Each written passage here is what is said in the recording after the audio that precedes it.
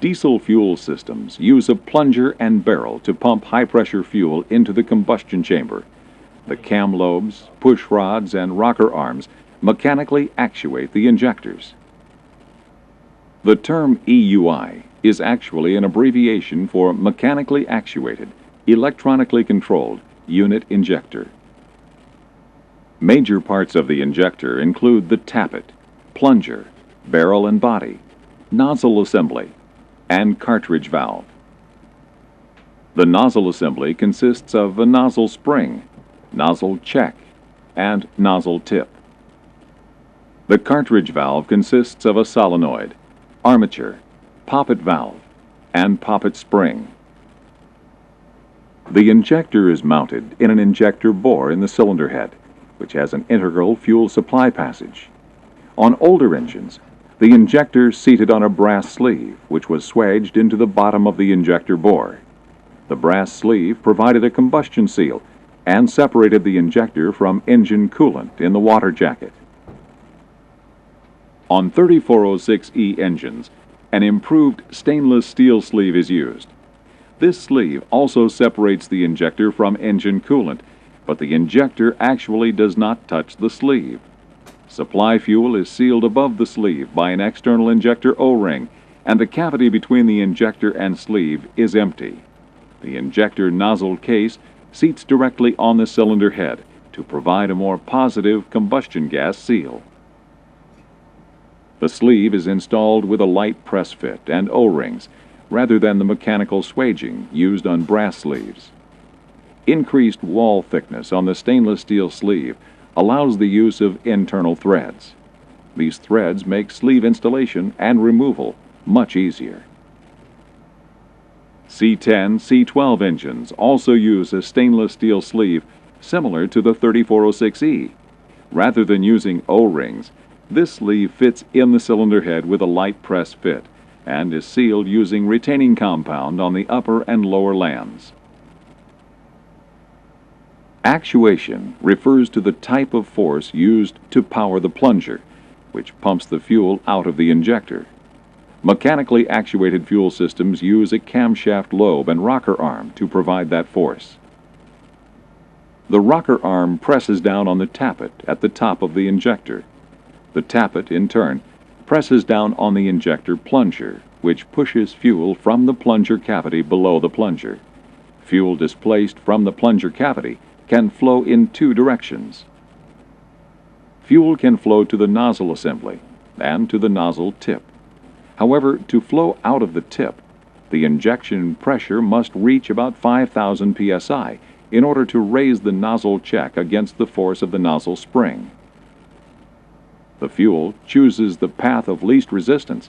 It flows around the normally open poppet in the cartridge valve assembly to the fuel supply passage in the cylinder head. When injection is desired, the ECM sends a current to the solenoid on the cartridge valve. The current creates a magnetic field, causing the poppet to close. Fuel flow past the poppet is blocked, and pressure begins to build from the poppet through the plunger cavity to the nozzle check.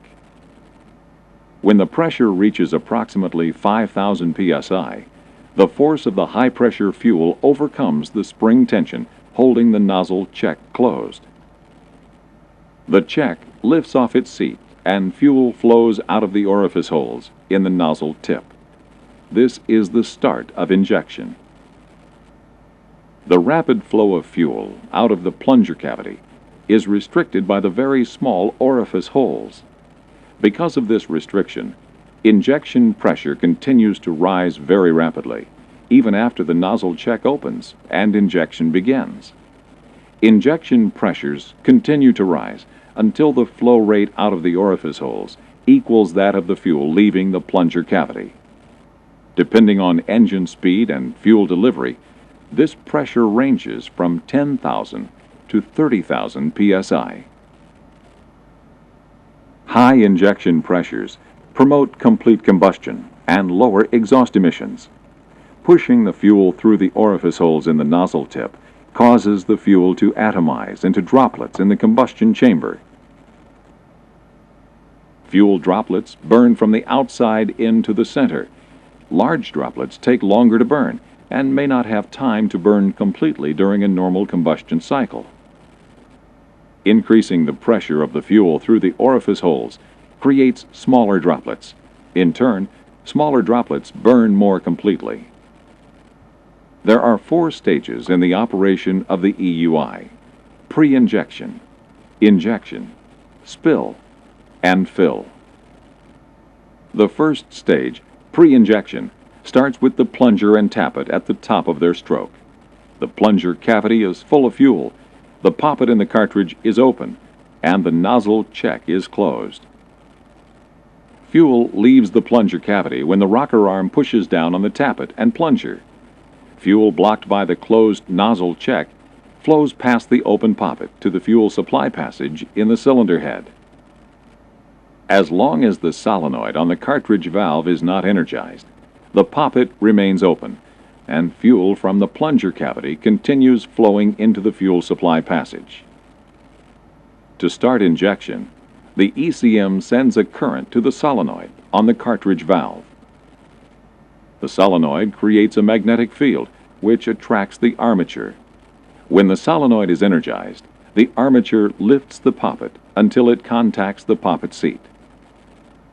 Once the poppet closes, the flow path for the fuel leaving the plunger cavity is blocked. As fuel continues out of the plunger cavity, pressure builds very rapidly. The poppet transfers this pressure through the plunger cavity to the nozzle assembly. When fuel pressure reaches approximately 5,000 psi, the nozzle check lifts off its seat and fuel flows out the tip. This is the start of injection. Injection pressure continues to build very rapidly until the same volume of fuel, pumping out of the plunger cavity, sprays from the tip. Injection occurs as long as the plunger continues to move down and the energized solenoid holds the poppet closed. When it decides that injection should end, the ECM stops current flow to the solenoid. This collapses the magnetic field holding the poppet closed. Spring and flow forces open the poppet almost instantly. High-pressure fuel can now flow around the open poppet and into the fuel supply passage. With fuel injection pressures approaching 30,000 psi, the velocity of the fuel flowing around the poppet into the 100 psi fuel supply passage is very high. This results in a rapid drop in injection pressure. When injection pressure falls to about 3,500 psi, the nozzle check closes and injection stops. This is end of injection. The extremely fast pressure drop from peak injection to end of injection reduces particulate emissions and is an important benefit of EUI.